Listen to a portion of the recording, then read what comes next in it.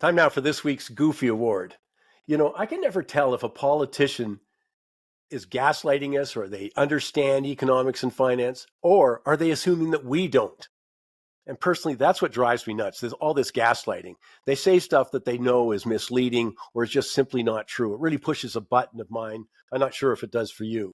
But I want to give you a case in point. This week, Finance Minister Chrystia Freeland, repeating a theme that the government's always done before, is taking credit for that June interest rate cut. And of course, maybe one coming this week. But she stated in quotes, inflation in Canada fell to 2.7% in June.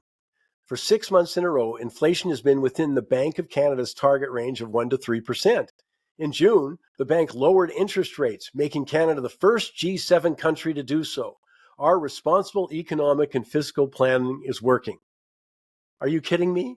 The Bank of Canada lowered rates because inflation has fallen in the face of a weak economy, and you're boasting about it?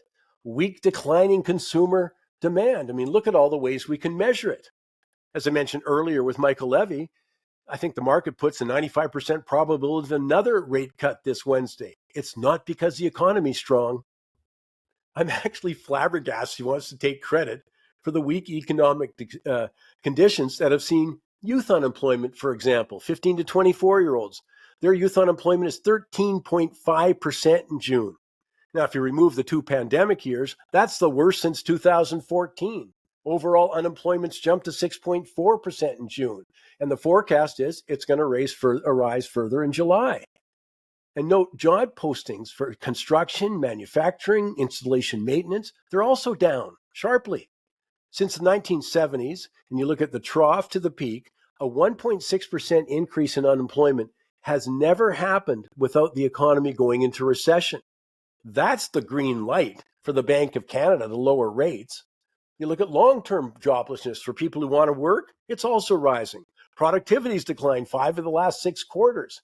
On the housing front, as Ozzy and I were talking, the CMHC says our annual housing starts in June fell 9% in May compared to May.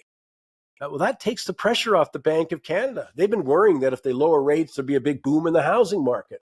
Well, we've had sharp declines in sales, not just year over year, but well below the 10-year average, along with this sharp rise in listings. And the Bank of Canada's latest surveys, well, they did it for individuals who are pessimistic and business who are also see economy as weak and are planning to spend less than their average.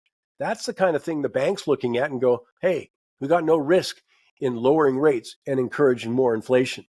I mean, there's just no inflationary fears. I got to give you one more, though, that when it comes to Canadian households, TransUnion's latest report found 57% of Canadian households said their incomes are not keeping up with the current rate of inflation. 58% reporting they are not optimistic about the state of their household finances over the next 12 months.